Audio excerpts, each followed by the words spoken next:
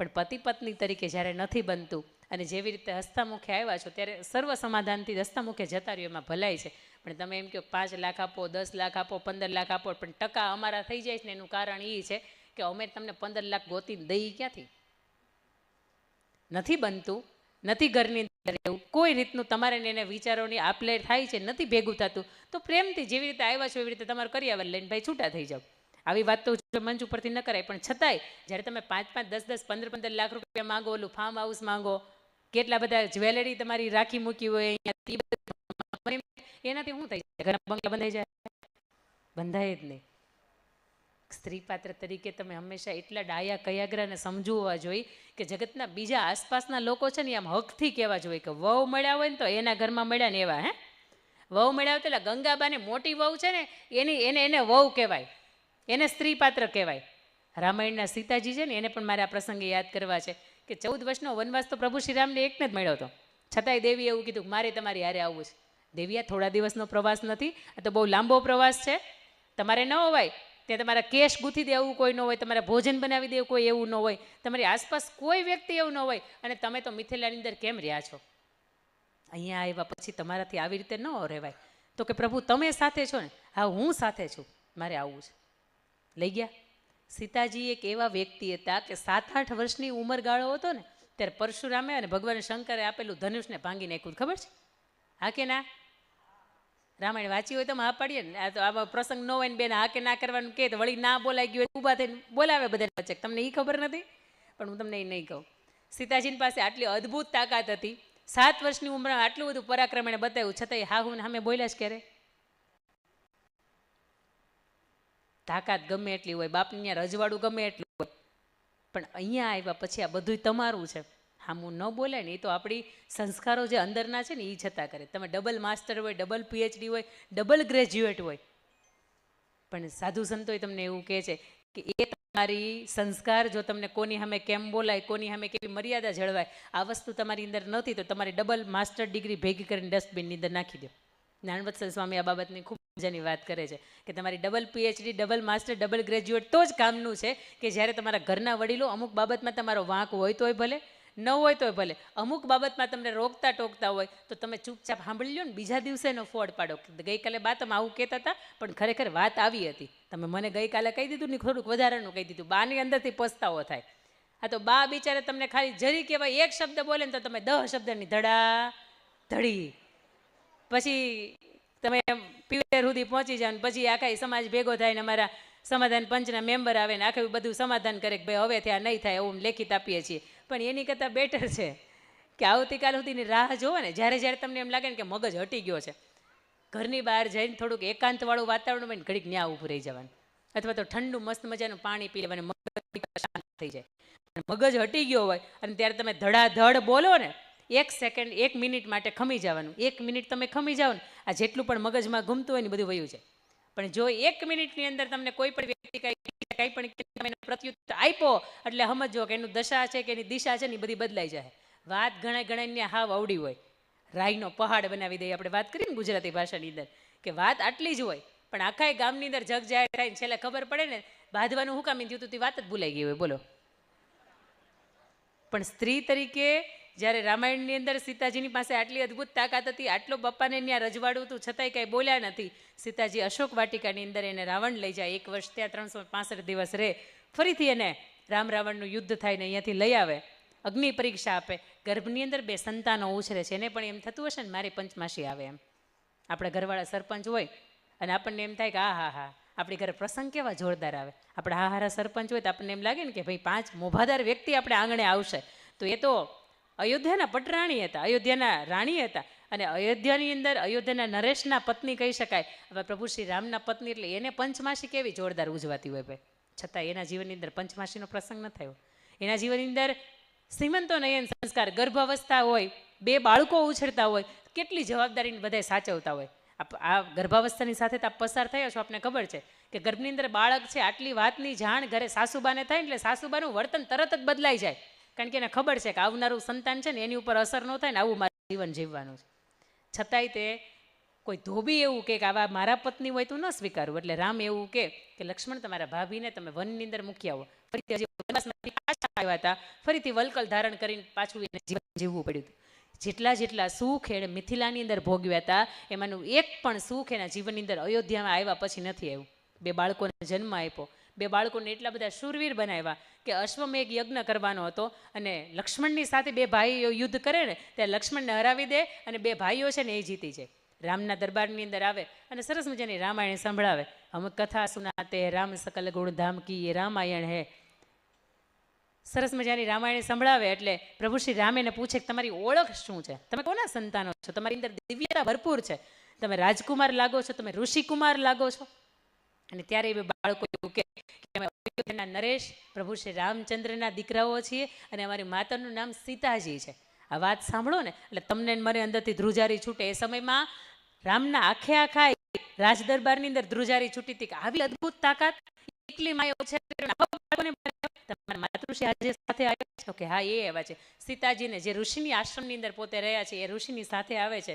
સીતાજી 2 હાથ જોડીને બધાની માફી માગે છે. દેવ હવે ઘણું જીવનની અંદર ખૂબ અગ્નિ પરીક્ષાઓ આપી, જીવનની અંદર ખૂબ લાંછનો હું નહોતી ને છતાંય મેં સહન કર્યા છે, પણ આજે 2 હાથ જોડીને સૌની માફી માગતા એવું કહું છું કે તમારા સિવાય મેં કોઈ પણ પુરુષ પાત્રને મારા હૃદયની અંદર કે મનની અંદર સ્થાન આપ્યું હોય અને તમારા સિવાય મેં કોઈ પણ પુરુષની સામે જો ઊંચું જોઈને પણ જોયું હોય ને કે ખરાબ દ્રષ્ટિ હતી તો ઈશ્વર આ ધરતી માતા આની અંદર જગ્યા નહીં કરે. બાકી આ ધરતી માતા એક ક્ષણની અંદર ધરતીમાં એનો રથ લઈને આવે, સીતાજીને બેસાડે, બધા જ વ્યક્તિઓની સીતાજી માફી માગે ને છેલ્લે પ્રભુ શ્રી રામની પાસે જાય અને એને એવું કે ત્વમેવ ભર્તા ન જ વિપ્રયોગ.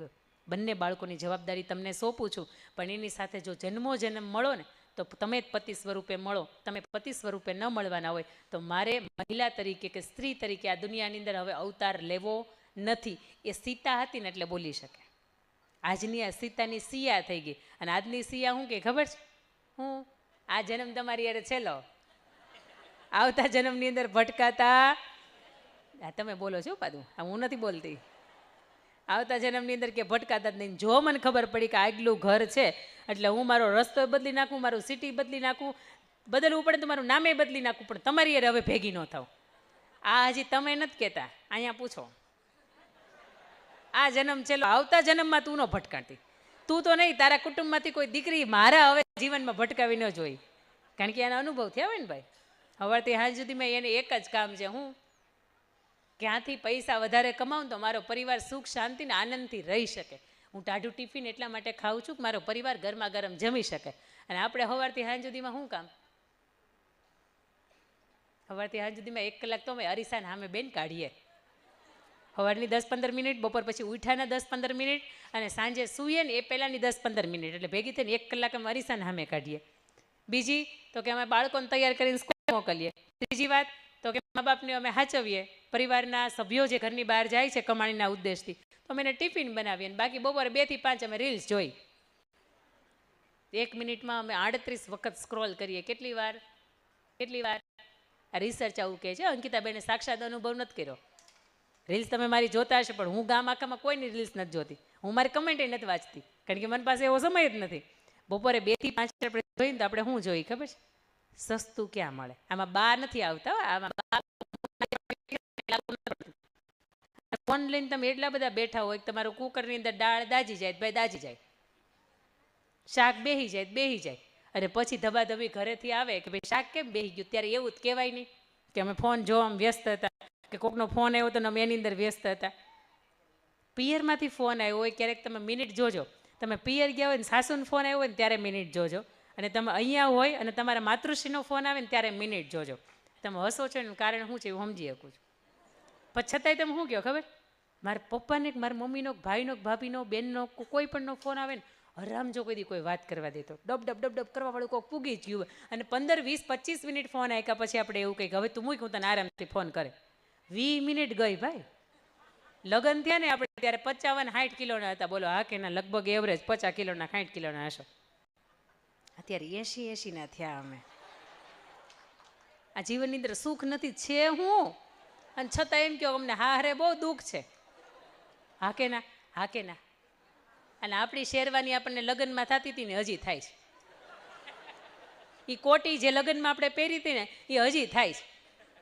અને 4 કલરની અંદર આપણું જીવન વીતી જાય. જો હું ખોટું બોલતી હોય ને તો જોવો ત્યાં સફેદ કલર દેખાય છે? હા પાડજો. હા દેખાતો હોય ને તો હા પાડજો. સફેદ દેખાય છે? અહીં મંચ ઉપર જોવાનું છૂટ, ચારે બાજુ જ્યાં પણ ભાઈઓ બેઠા છે ને એને જોવાનું છૂટ. સફેદ દેખાય? કાળો દેખાય છે? બ્લુ દેખાય છે? બ્લુ અને ગ્રે દેખાય છે. આ સિવાય લગભગ કોક કલર દેખાતો, એ કેસરી પહેરે ભાઈ નો હારે લાગે, એ લાલ પહેરીને આવે નો હારે લાગે, એ બજરંગબલી લાગે. પણ 4 કલરની અંદર આખે આખું એનું જીવન પૂરું થઈ જાય ને આપણે અહીંયાથી આ માસીનો કલર લીલો છે, ત્યાંથી લઈને છેલ્લા ઓલા ગુલાબી કલરના બા બેઠા ને ત્યાં સુધીમાં કલરે કલર, કેવો કલર રમીએ તો હવાર પડી જાય, પણ આપણા કલર પૂરા થાય નહીં. બીજી વાત કે ભાઈઓની વાત નીકળી છે ત્યારે ભાઈ અમને તો હરખ હતો. અમને ઓલું સેટ વેટ જેલ લગાવવાનો, વાળ સીધા રાખવાના, સરસ મજાનો સ્પ્રે છાંટવાનો, ઇસ્ત્રીવાળા કપડાં પહેરવાના, બૂટ મોજા પટ્ટો પહેરવાનો અમારો હરખ હતો. પણ અમે 30-35 હજાર કમાતા ને ત્યાં હરખ અમે પૂરો કરી શકતા હતા. પણ એમાંથી લગ્ન થયા એટલે અડધો ખર્ચો કરાવવા વાળું કોક, અડધો જ નહીં પોણા ભાગનો ખર્ચો ને, પોણા ભાગનો ખર્ચો કરાવવા વાળું કોક આવી ગયો એટલે અમારા શોખ ઝીરો થઈ ગયા. એમાંથી 1-2 સંતાનો નાના થયા એટલે મને એમ થાય કે જે શર્ટ એને દાદાના વખતનો હશે ને એને હજી ફિટિંગ કરાવીને એને હાલે. જે શર્ટ એને બેસનામ અહીંયા ઉપર બેઠેલા છે ને તમે દરેક વ્યક્તિને જોઈ શકો, અહીંથી બેસનામ જવું જઈ શકે, બોલો હા કે ના? આપણે આમાંથી બેસનામ જવું જ નહીં જઈ શકાય. એના માટે પહેલાં આપણે ઘરે સ્ટેશન લેવું પડે કે તમે ઘડીક ઉભા રહ્યો, હમણાં તૈયાર થઈને આવું. બેસનામાં આપણે 2 ટાઈપનો મેકઅપ કરીને જાય, એ ટાઈપની હેરસ્ટાઈલ કરીને જાય કે સામેવાળાને એમ લાગે કે ના આપણે એની યાર દુઃખી છીએ. પણ એનો ખબર નહીં કુદરતી રીતે આ ડ્રેસઅપ આપણે ડિઝાઇનર તરીકે ટેક્સટાઇલના ઉદ્યોગની સાથે આપણે એટલા નથી જોડાયેલા જેટલા એ લોકો જોડાયેલા છે. એટલે લેગીઝનો વિચાર પુરુષને આવ્યો છે, ચૂડીદાર ચોણીનો વિચાર પુરુષોને આવ્યો છે. આ 3/4 આવ્યા, દુપટ્ટા પહેર આવ્યા, પેન્ટ પહેર આવ્યા, ધોતી કુર્તો આવ્યા, જેટલાનો વિચાર આવ્યો છે ને બધા પુરુષોને આવ્યા છે. પણ એને ખાલી એક પેન્ટ શર્ટ આવે, વધીને એક ધોતી ને કુર્તો આવે, એક કુર્તો ને ચોવણી આવે, આના સિવાય એક કોટી આવે. આના સિવાય કોઈ બીજું એવી કોઈ સ્ટાઇલ ખરી જે એ પહેરતા હોય?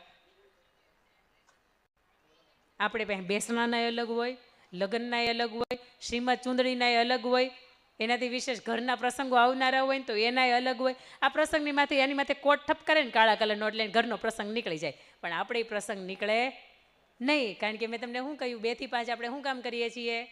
1 મિનિટમાં 32 થી 35 વખત જોઈએ ક્યાં સસ્તું મળે ને ક્યાં સારું મળે. પાછા રીલ્સવાળા હાવ ગાંડા એવું લખે કે તમે 10 વ્યક્તિને રીલ શેર કરશો ને એટલે એક ગિફ્ટની તમને એક સરસ મજાનું ગિફ્ટ છે ને તમને ફ્રીમાં આપવામાં આવશે. એ 200 રૂપિયાના ગિફ્ટની વાહે તમે બીજા 10ને ચાળવે ચડાવો છો કે હું તો સસ્તું લઈ આવી જા, તું બેન લઈએ. પણ તમારું ઘર પહોંચી શકે છે ભાઈ, એનું ઘર નથી પહોંચી શકતું.